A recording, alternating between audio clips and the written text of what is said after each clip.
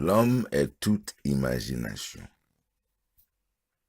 Dieu est l'homme. Il existe en nous et nous en lui. Le corps éternel de l'homme est l'imagination. La prétention d'imaginer et créer la réalité n'a pas besoin de plus de considération que ne le permet la science. Cela se prouve dans la performance. Le monde dans lequel nous vivons est le monde de l'imagination. En fait, la vie elle-même est une activité d'imagination. Pour Blake, écrivait le professeur Morisson de l'université de St. Andrews, le monde trouve son origine dans une activité divine identique à ce que nous connaissons comme activité d'imagination. Sa tâche étant d'ouvrir l'immortel de l'homme vers l'intérieur,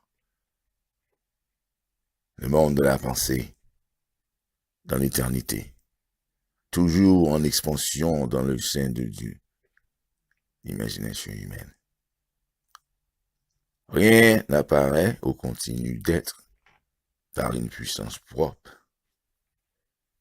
L'événement arrive parce que les activités imaginaires, comparativement stables, les ont créées. Et elles continuent d'être seulement aussi longtemps qu'elles reçoivent un tel soutien.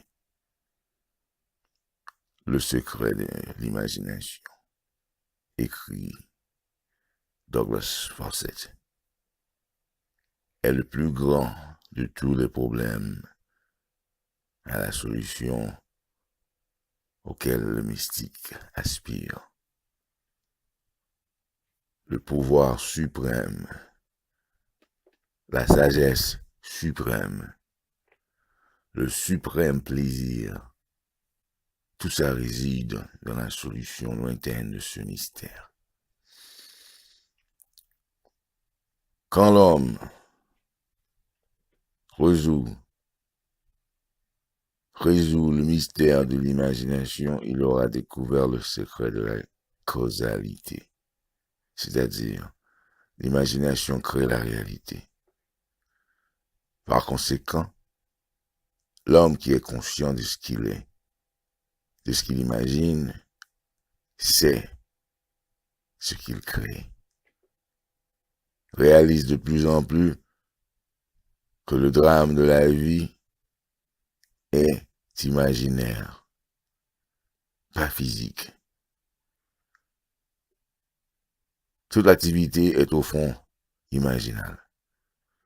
Une imagination éveillée travaille avec un but. Elle crée et conserve le souhaitable et transforme ou détruit l'indésirable. L'imagination divine et l'imagination humaine ne sont pas deux puissances plutôt qu'une. La thèse valable qui existe entre les deux apparents ne réside pas dans la substance avec laquelle ils opèrent, mais dans le degré d'intensité de la puissance opérante elle-même. Agissant à haute tension, un acte imaginal est un fait objectif immédiat.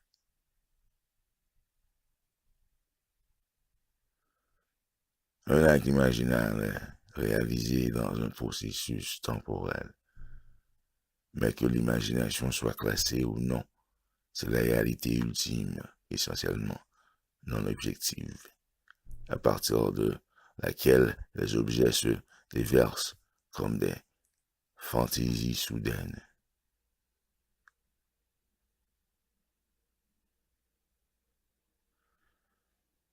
Hermann Kaiserling, dans le journal de voyage d'un philosophe, a écrit: Aucun objet n'est indépendant, niveau au niveau. Tout dans le monde doit son caractère à l'imagination sur un de ces différents niveaux.